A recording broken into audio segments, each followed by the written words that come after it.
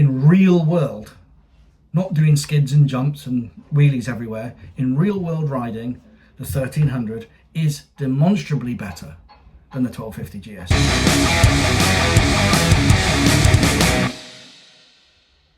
So yesterday I posted this video, and it was my sort of sum up of having had my R1300 GS for 13 days and covered 12,011 miles up until that point.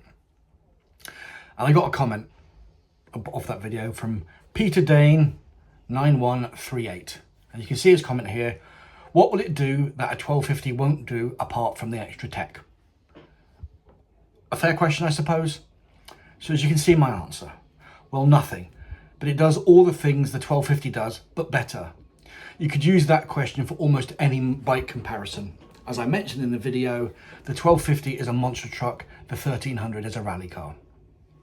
And I left it at that and thought no more of it.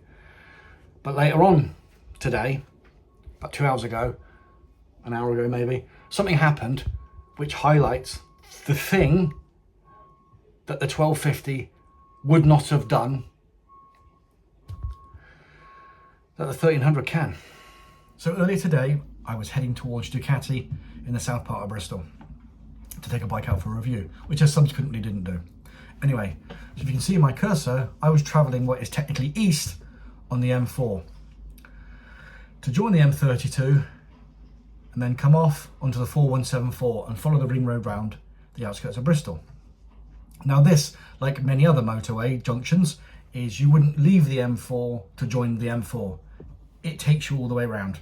And I want it to be on the outside lane because I'm joining on the inside lane on the new road. I'm coming off straight away. And I'll show you from a different view what this actually looks like. So as you can see, there's 3 lanes. This one is for the 4174 ring road, and these 2 are the Bristol M32. So we follow the road down. You'll notice there is no sign to rejoin the M4. So drive, drive, drive. Now, so what happened to me today?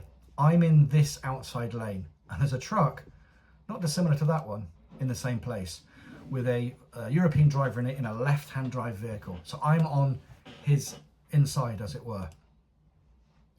And as I follow the road round, again, I'm on this outside lane because I'm following the road all the way around, and that lane is 4174.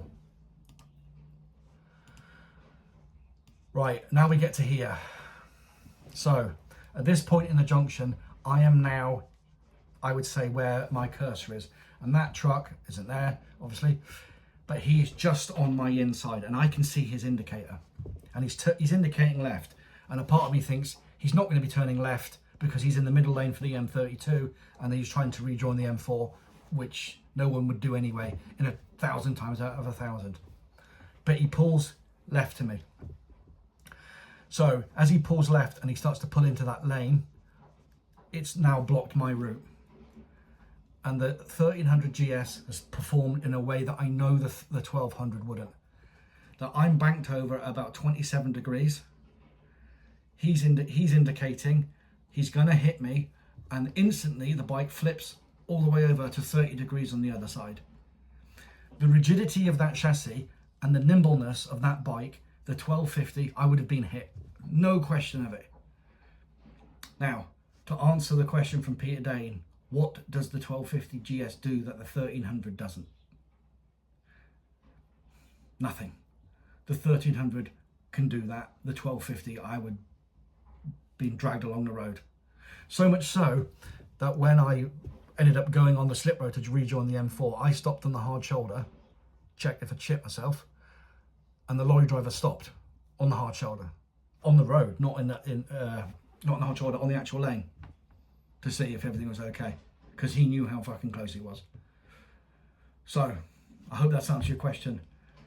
That in real world, not doing skids and jumps and wheelies everywhere, in real world riding, the 1300 is demonstrably better than the 1250 GS. Now I've got one other piece of data I'm going to show you, which I think is quite interesting, and it shows you it in the perfect way. So how can I show you this in quite a cool and interesting way? No, I didn't have any cameras going, unfortunately, but BMWs for many years now, I've had the connected app, and it will show turn by turn my lean angles and my acceleration and deceleration. If you look at the screen, you can see it as it happened. So, plodding down the slip road, coming up to the roundabout, I'm got the brakes on. Now I'm over 27 degrees. I'm leaning right over. That truck's on my inside.